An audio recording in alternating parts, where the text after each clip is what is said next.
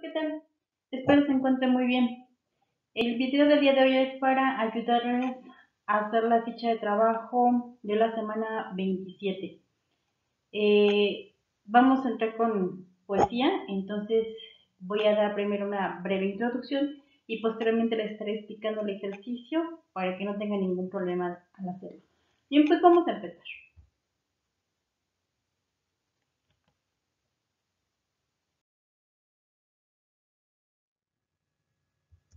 Vamos a iniciar con lo que es la poesía.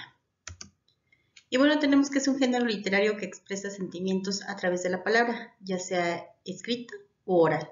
Básicamente manifiesta sentimientos profundos o grandes reflexiones como muestra de subjetividad. Y bueno, la poesía sabemos que en algunas ocasiones está escrita en verso o en algunas en prosa.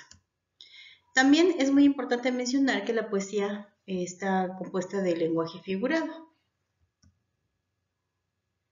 La función de la poesía es la siguiente. 1.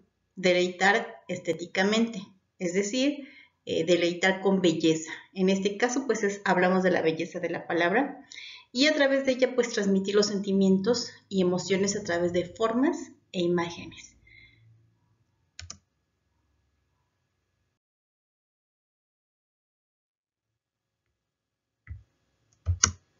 Figuras literarias o retóricas. Como ya había mencionado, en la poesía, ya sea escrita en verso o en prosa, vamos a encontrar figuras retóricas porque estas son las que hacen que el lenguaje se escuche más estético a como comúnmente hablamos.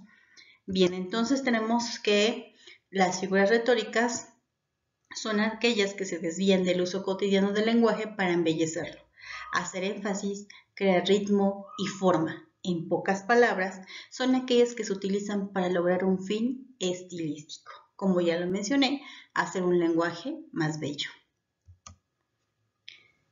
Una de las figuras retóricas más comunes es la comparación o símil.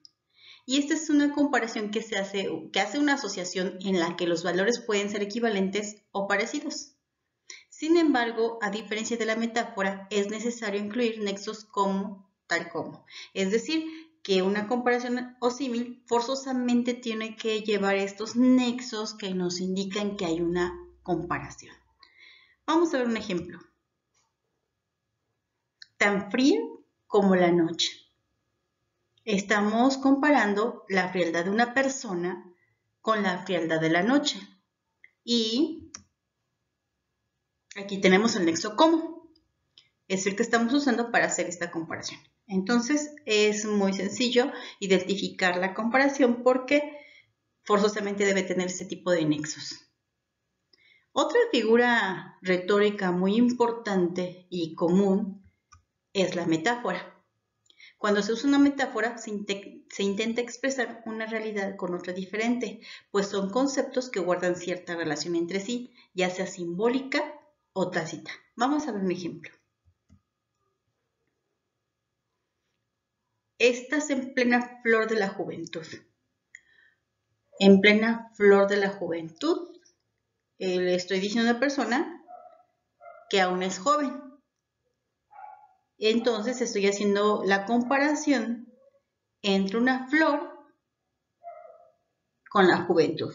Sin embargo, como te das cuenta, aquí no uso ningún nexo que nos sirva para hacer este tipo de comparación. Esta es la diferencia entre metáfora y comparación. Una usa el nexo como, pero la metáfora no. Sin embargo, también estoy haciendo una comparación. Aparentemente, entre dos cosas que nada tienen que ver lo uno con lo otro, ¿no? La flor no tiene que ver nada con la juventud, pero para embellecer el lenguaje hacemos ese tipo de comparación que se llama metáfora. Hay más figuras literarias, existen muchas otras, pero en esta ocasión solo vamos a hablar de estas dos, que son las más comunes. Más adelante habrá otros temas en los cuales seguramente vamos a tener que hablar de otras figuras, pero por lo pronto solo pongo estas dos para que empecemos a adentrarnos en este mundo de la poesía.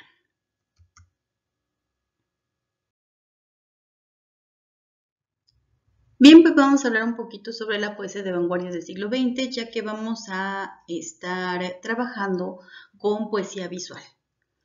Una característica de la vanguardia es precisamente que utiliza mucho este tipo de poesía, pero ahora vamos a ver un poquito sobre qué es la poesía visual.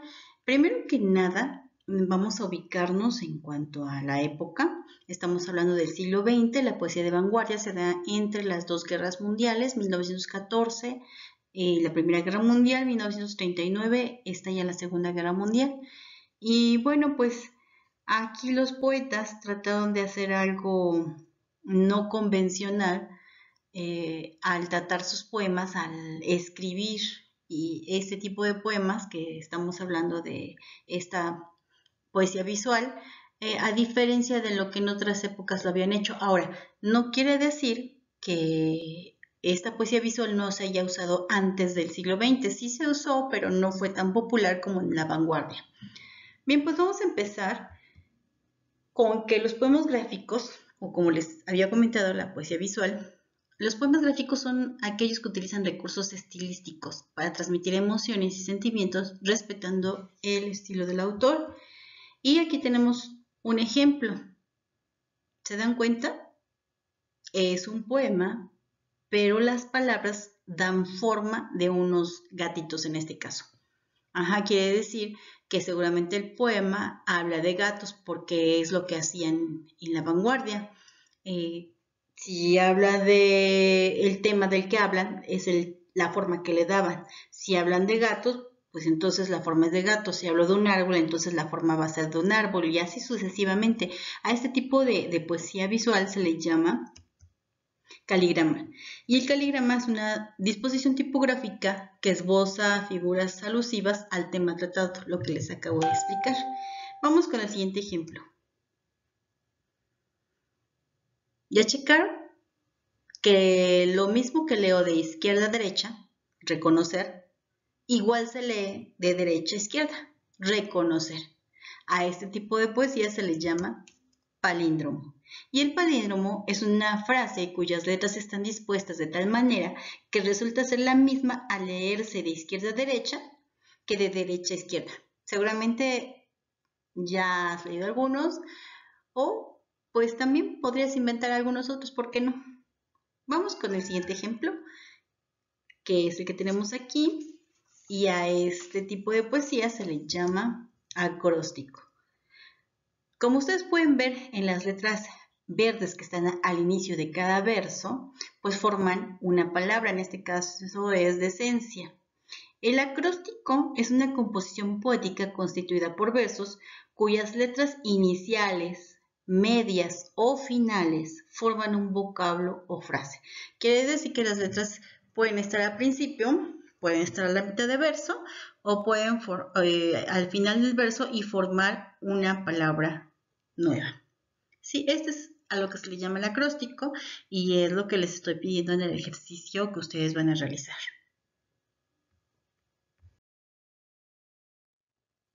Vamos ahora sí a la actividad número 3 de la ficha de trabajo. Para esto vamos a recordar algunos conceptos que les estoy pidiendo y entonces primero que nada tenemos el sustantivo. Y el sustantivo aquí les pongo un gráfico donde dice que sirve para nombrar personas, animales y cosas. Es decir, todos los sustantivos que tú puedes encontrar en un escrito son nombres de personas, nombres de animales o de cosas. Nombres de personas pueden ser comunes o propios. Comunes, niño, niña, abuela, abuelo. Propios, Caperucita, Carlos, Ana, esos son los propios. Entonces, pero ambos son sustantivos, lo mismo que en los animales. Comunes, perro, lobo, jirafa. Pero cuando a tu perro le pones un nombre propio, bueno, entonces puedes ponerle Firulais. Y entonces perro es sustantivo, pero Firulais también es un sustantivo. Cosas, pues cualquier cosa puede ser abstracta o puede ser tangible, como el tomate, cama, lápiz son tangibles, pero el amor, la bondad, pues son abstractas y también son sustantivos.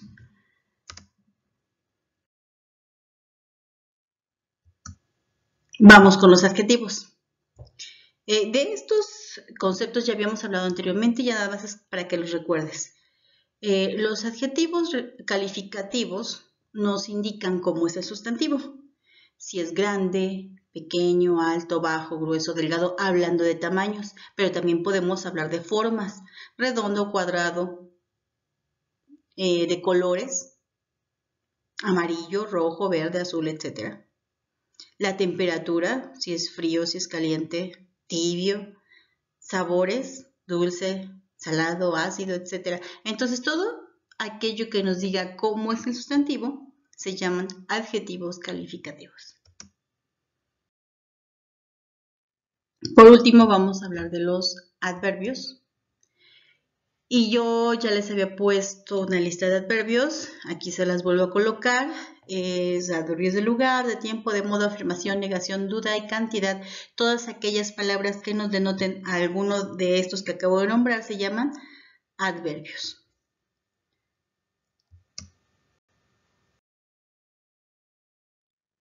Bien, ahora vamos a hacer el ejercicio con un ejemplo para que ustedes vean lo que van a hacer, pero en el ejemplo de su libro.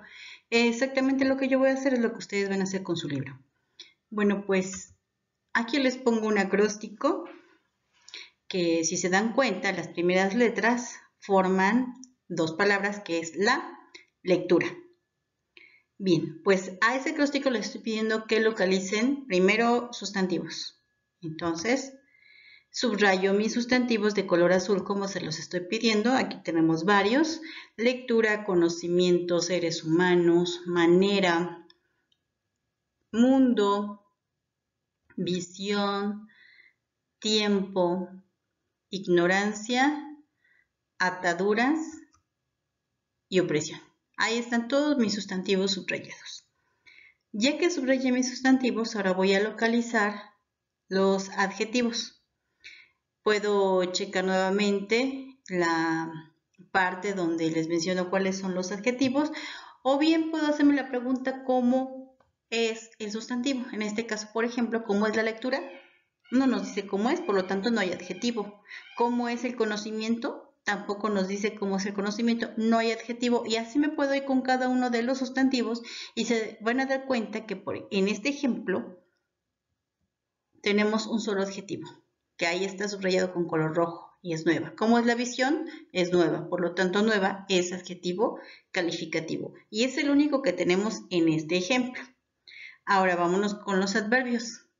Igual, ustedes tienen una lista de adverbios, esas palabras que ustedes tienen en esa lista las van a buscar aquí en el acróstico y pues en este caso solo encontramos un adverbio, que sería adverbio de cantidad, y es el único que tenemos, no hay más adverbios.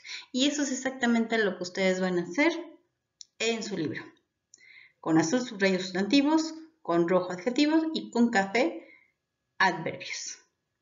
Y bien, pues eso es todo lo que tienen que hacer en su ejercicio, chicos. Espero que no haya dudas y si las hay ya saben dónde pueden contactarme, por qué medios, y yo les voy a estar ayudando, les voy a estar pues en lo que más se pueda estarles dirigiendo el ejercicio.